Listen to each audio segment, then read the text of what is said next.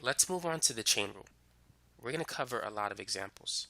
The first formula you need to be familiar with is the derivative of the composite function f of g of x. A composite function is one where you have one function inside of another. Notice that g is inside of f, which makes it a composite function. So the first thing you need to do is differentiate the outside portion of the function, that is f. And you need to keep the inside the same, and then multiply it by the derivative of the inside. That's the main idea behind the chain rule. If you follow this process, you're going to get the answer right.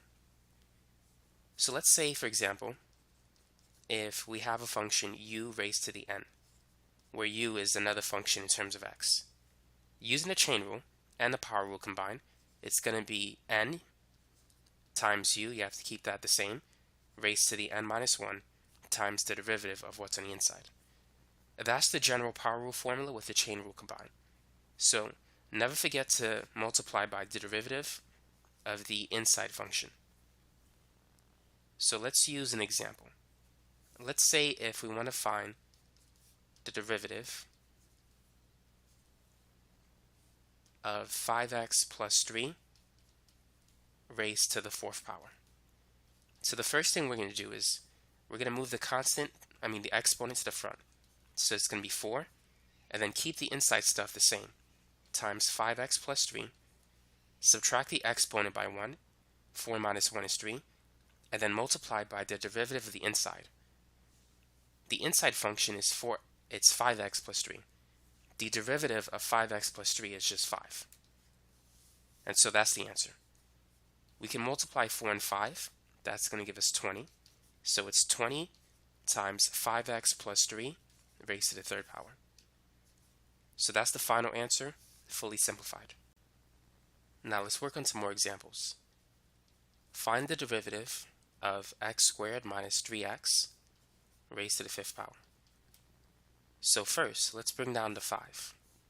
So it's going to be 5, and then keep the inside function the same, and then subtract the exponent by 1, so this is 4, and then multiply by the derivative of the inside. The derivative of x squared minus 3x is 2x minus 3. And so that's the answer. Once you get used to the process, it's not that bad. Here's another example that you can try. Find the derivative of sine of 6x. The derivative of the outside part of the function sine is cosine, and you got to keep the inside function the same. Then you multiply it by the derivative of the inside function. The derivative of 6x is 6, so the answer is simply 6 cosine 6x.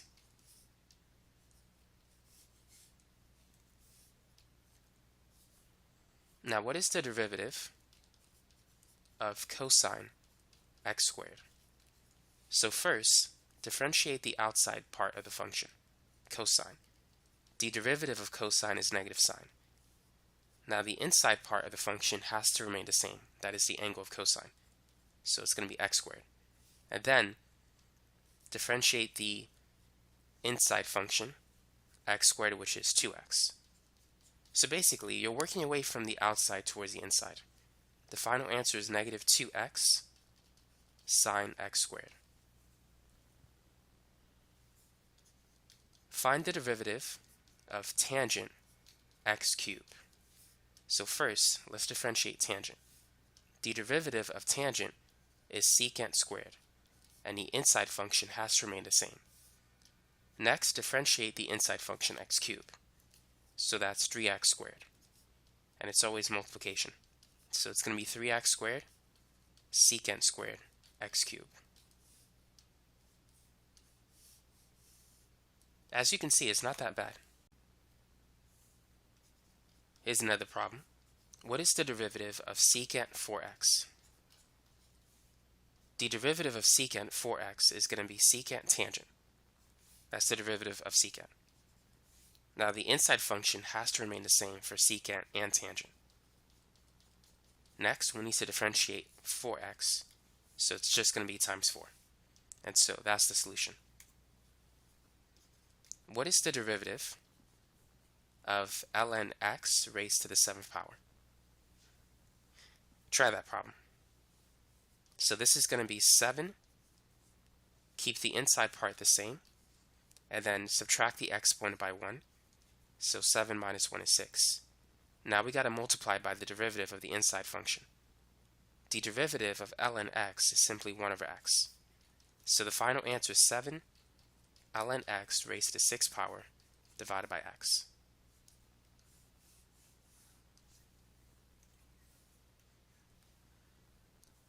What is the derivative of the square root of x cubed minus 7? Take a minute and work on that example. The first thing I would do is rewrite it. So this is the same as x cubed minus 7 raised to the 1/2. And so that's going to be equal to 1/2. We got to bring the exponent to the front, keep the inside function the same, and then subtract the exponent by 1. 1/2 minus 1, which is 1/2 minus 2 over 2, that's a negative 1/2. And then we got to multiply by the derivative of the inside. The derivative of x cubed minus 7 is simply 3x squared. So we could bring this back to the bottom since it has a negative exponent. So it's 3x squared divided by, we have a 2 on the bottom, 2x cubed minus 7, and now the exponent is going to change from negative 1/2 to positive 1/2. And now we could put it back in its radical form. So it's 3x squared divided by 2 square root x cubed minus 7. And so that's the final answer for this problem. Find the derivative of 1 divided by x squared plus 8 raised to the 3rd power. So first, let's rewrite the expression. Let's bring the variables to the top. So this is x squared plus 8 raised to the minus 3.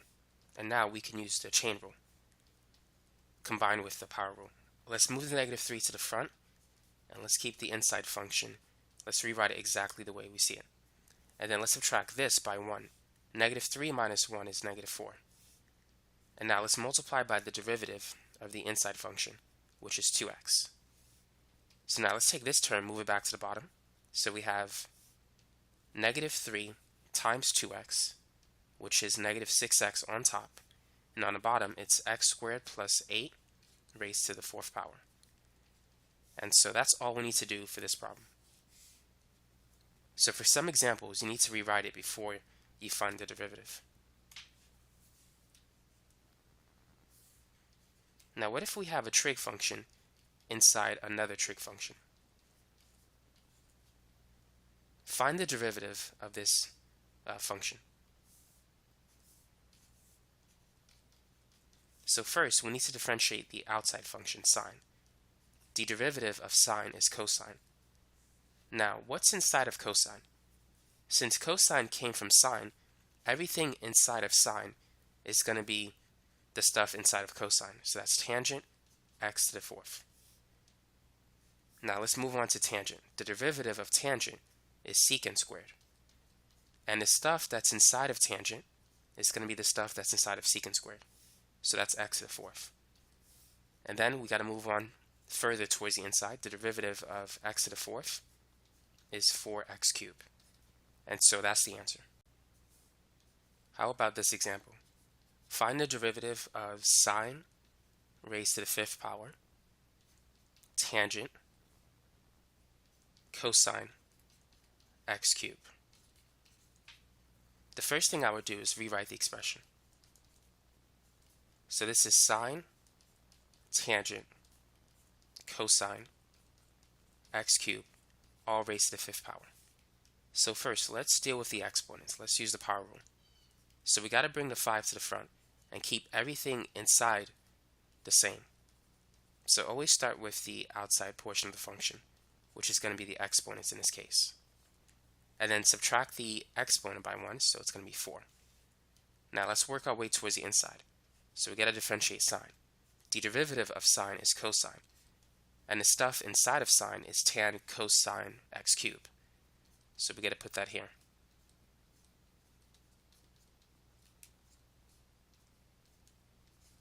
Now let's move on to tangent.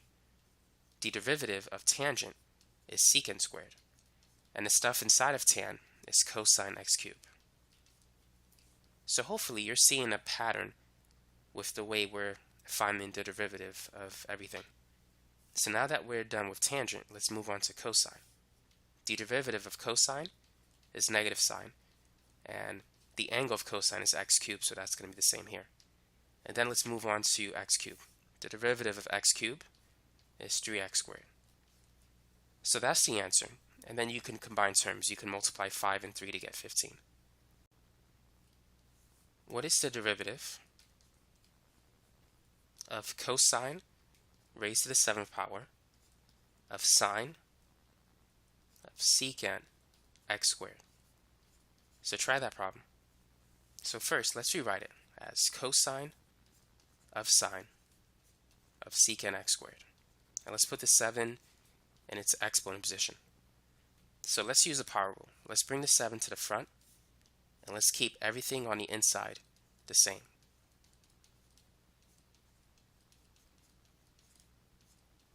And then subtract the exponent by 1, so this is going to be 6. Now let's find the derivative of cosine. Let's work our way towards the inside. The derivative of cosine is negative sine.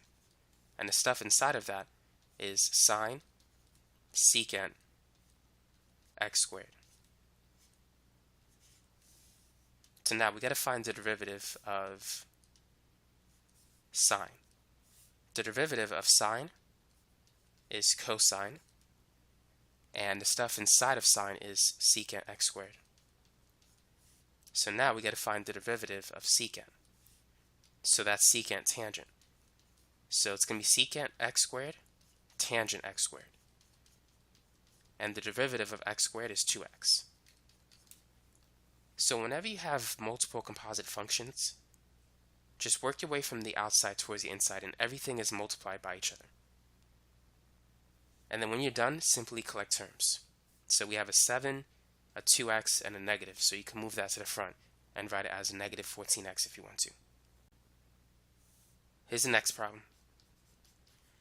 Find the derivative of x cubed times 4x plus 5 raised to the 4th power. So what we have here is a product rule. We could say that this is f and this is g. And for g, we have to use the quotient rule. I mean, not the quotient rule, but the chain rule. So using the product rule, we need to differentiate the first part, f. The derivative of the first part is 3x squared, and we need to keep the second part the same. So we just have to rewrite g. Plus, now we need to keep the first part the same. Now for the second part, we need to use the chain rule. So let's bring the 4 to the front. Let's keep the inside stuff the same, and subtract the 4 by 1. Then multiply by the derivative of the inside function, which is 4x plus 5. The derivative of that is 4. So now let's simplify. So the first part, we don't really need to change anything. We can just leave it like this. Now for the second part, we can multiply 4 and 4. That's 16. So this is 16x cubed times 4x plus 5 raised to the 3rd power. You can leave your answer like this, or if you want to, you can take out the GCF. We can take out an x squared, and we could take out 3 4x plus 5s, or basically 4x plus 5 to the 3rd power. So this is gone. We took 3 of these, 1 is left over, and we have a 3 left. So this is going to be a 3 times 4x plus 5. And this is gone. We took out all 3 of these. Well, there's an x left over and a 16, so plus 16x, because we took out an x squared. Now what we can do is basically simplify what we have here. So this is x squared, 4x plus 5 to the 3rd power. And let's distribute the 3. So 3 times 4x is 12x. 3 times 5 is 15 plus 16x. Now let's add 12x and 16x. So the final answer is x squared times 4x plus 5 to the 3rd power, and then 28x plus 15. So that's the solution. Let's try one more example. Let's find the derivative of 2x minus 3 divided by 4 plus 5x raised to the fourth power. So this is a chain rule and quotient rule problem. So first we need to bring the exponent down and keep the stuff on the inside the same. And then subtract the exponent by 1. Next, we need to multiply by a derivative of the inside. So that's when we have to use the quotient rule. So f is 2x minus 3, and g is 4 plus 5x. F prime is 2, g prime is 4. And the formula for the quotient rule is it's gf prime minus fg prime over g squared. So g is 4 plus 5x. F prime is 2. And f is 2x minus 3. G prime is 4, divided by g squared, which is 4 plus 5x squared. So as you can see, this is a long problem.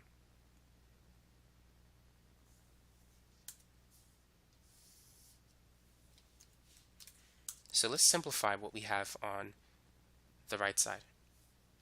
If we distribute the 2, it's going to be 8 plus 10x. And if we distribute the 4, it's going to be negative 8x. And then negative times negative 3 times 4, that's positive 12. Divided by 4 plus 5x squared. And then this part is going to be the same.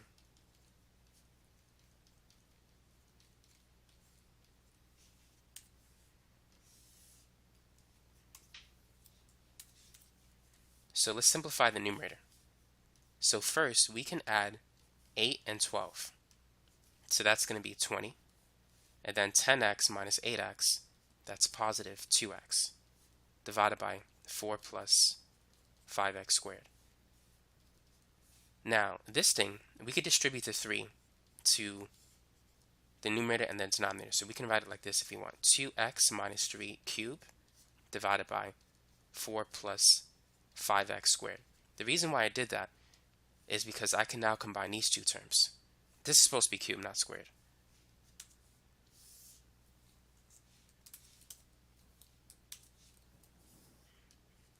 So now what we have is 4 times 2x minus 3 to the third power. And I'm going to take out a 2 here. So if I take out a 2, it's going to be x plus 10 over 4 plus 5x raised to the fifth power. 3 plus 2 is 5. So the final answer is 8. 4 times 2 is 8.